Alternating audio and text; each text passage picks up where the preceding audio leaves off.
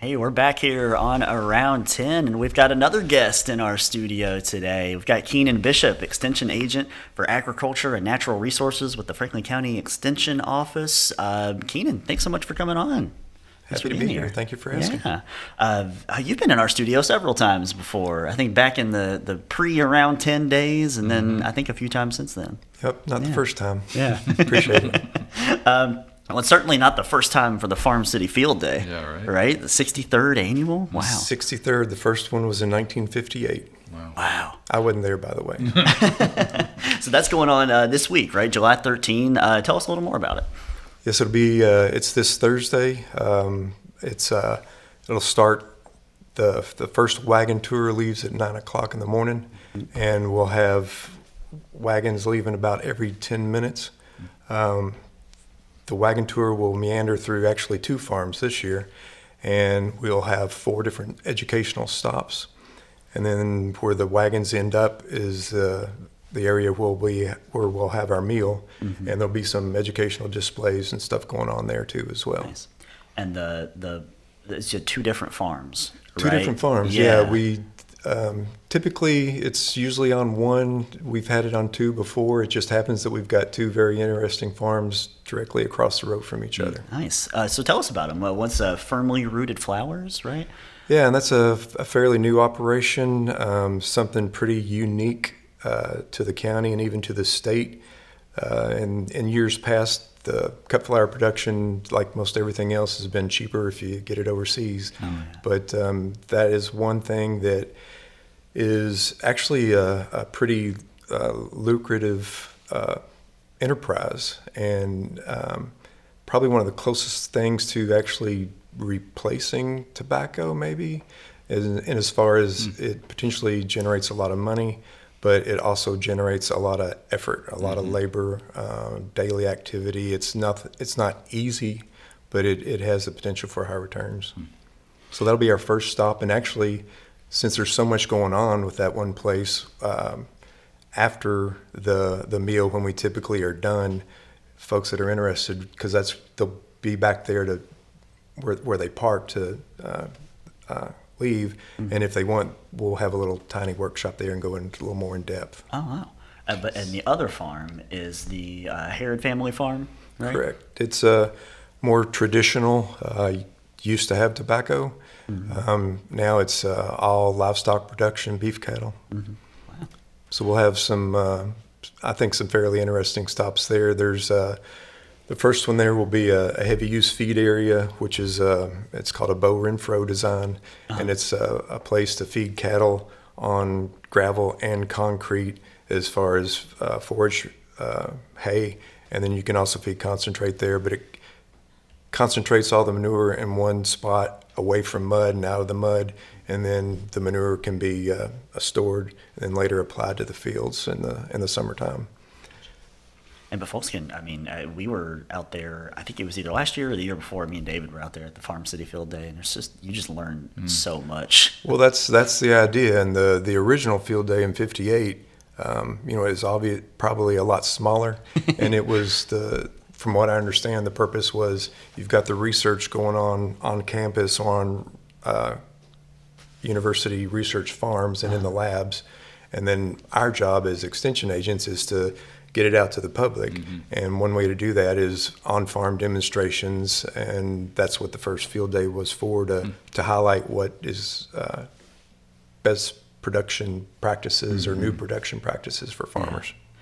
And it is an excellent opportunity for people to learn and meet farmers, and then there's so many people from like city and county government that are there to learn as well, and and that's the neat thing that I like about that it's kind of evolved to, is it's not just farmers. And I guess one of the things I try to make it is it shows farmers new practices and best management, but it also shows non-farmers that come, which we like and we want to, what farmers are up against, what's going on, what an actual real working farm looks like. And in addition to that heavy use feeding area, they'll also see a new innovation, which is a cattle waterer made out of a old equipment tire, which is a really neat thing, and keeps it's a repurposed use for that tire. And then also something really unique to the county, and to not too many folks doing it, but embryo transfer for cattle. Yeah.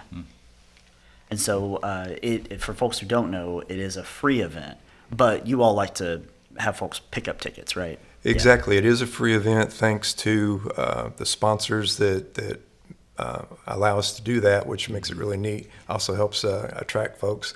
But yeah, we do. It helps us if they'll pick up a ticket at one of the Farm Bureau insurance offices, because that gives us an idea of potentially how many people, as far as food, as far as tractors and wagons. We don't want to run out of food, but we also don't want to have too much and waste any. Yeah, right.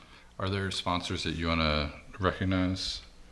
Well, yes, but I won't, because I don't want to leave anybody out. Well, but fair enough. when you come to the field day, there will be we have a program, and the sponsors will be listed on that. We'll have signage, and not only is this made possible by there's about 8 or 10 sponsors that monetarily pay for the meal, which is a huge chunk, but there's probably 50 entities that contribute in kind or somehow to make it all happen. I feel like I've heard around town over the years that people like to come for the meal. Well, and hopefully they learn something and pick up something along the way. But there's a lot of folks who talk about that meal throughout the year. Sometimes you need a little incentive, and then the meal also makes it more of a community and right. Thing, so that makes it nice. Yeah, good to visit. And speaking of community, I believe it was last year in the barn. You all had all the vendors that were kind of there, and it was really nice to see folks from really all over the community kind of set up booths and be able to share information. I think the library was there too. Somebody you wouldn't necessarily associate with Farm City Field Day, but it is kind of that city and county connection, farm connection. Yeah. Exactly, and that's what we like to do, because it's often said that Extension is one of the best kept secrets. So anytime we as the committee and agents are putting something on, we like to expose something, organization or whatever that's doing something that we feel like the public needs to know about. So anytime we can have that interaction and networking and provide that where people that normally wouldn't experience it or see it get exposed to it, and then they realize that maybe that's something they want to take advantage of or need to use in the future. I'm sure that we'll see you again sometime soon, but in the meantime, where can people learn about the things that you have going on at the Extension office to stay up to date on events and happenings and stuff? Well, there's this thing called social media that I've heard of that I'm trying to stay off of it myself. We have a presence there.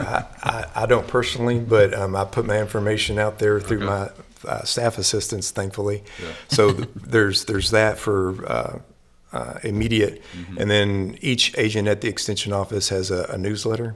Okay. And that So sign up for that. It can be electronic, it can be mailed out, and that also has everything that not only what we're doing, but what we're aware of in the community that we think is pertinent to our programming, and also in surrounding counties where we may not offer it, but Scott County next door, or Shelby County next door may.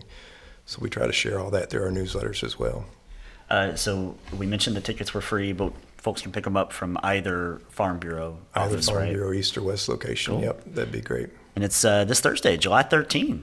Hopefully folks can go and check it out and find out more information that day. Keenan, before we let you go, question of the day for you. How you feel about a summer beverage? I've kind of on a kombucha kick lately. Ooh. Oh, okay. Nice. That's a good call. There was the person we spoke about on Saturday that was making mocktails. He had like a kombucha kind of mocktail thing. Yeah, I'd never really heard of that before. But I didn't either. I didn't get to try it, but it sounded good. Do you make your own kombucha? I do. Okay. I do. Oh. I know that there's a member of my family who wants to get into that too, so we'll see how that goes. Farm City Field Days, July 13th. Keenan Bishop, thanks so much for being on the show with us and giving us all the info. Happy to. Thanks for having me. Appreciate it.